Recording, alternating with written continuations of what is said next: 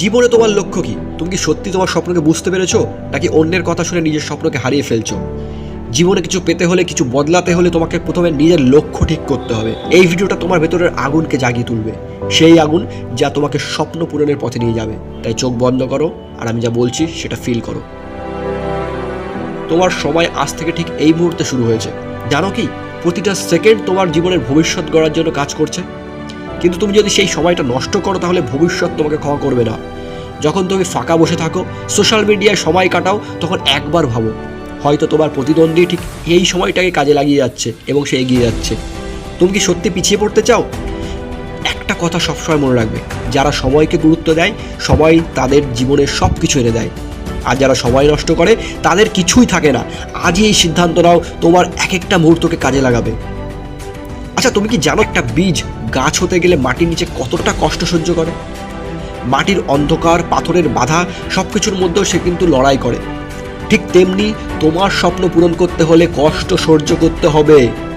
পড়াশোনার সময় এক একটা পৃষ্ঠা উল্টানোর কষ্ট, রাতে ঘুম ছেড়ে পড়ার চাপ আর ব্যর্থতার ভয়, এগুলোই তোমার ভবিষ্যতের সাফল্যের দাম। মনে রেখো, তোমার এই কষ্টটা একদিন তোমার গর্বের কারণ হবে।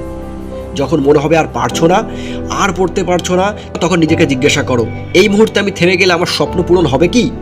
যদি তোমার উত্তর না হয়, তাহলে আবার শুরু করো। পড়াশোনার যাত্রায় ব্যর্থতা আসবেই।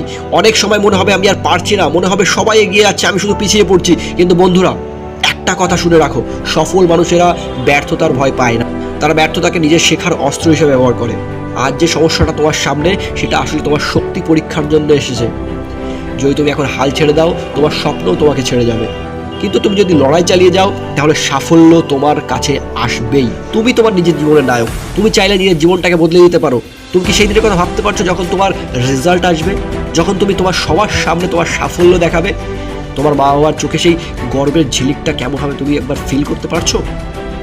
সাফল্য কখনো অন্যের দয়া নয়, এটা মনে রাখবে সবসময়। এটা তোমার নিজের হাতে গড়া। জীবনে এমন কোনো বড় লক্ষ্য নেই যা পরিশ্রম দিয়ে অর্জন করা যায় না বন্ধুরা। আজ থেকে একটাই লক্ষ্য, নিজের ভবিষ্যৎ নিজে গড়ব।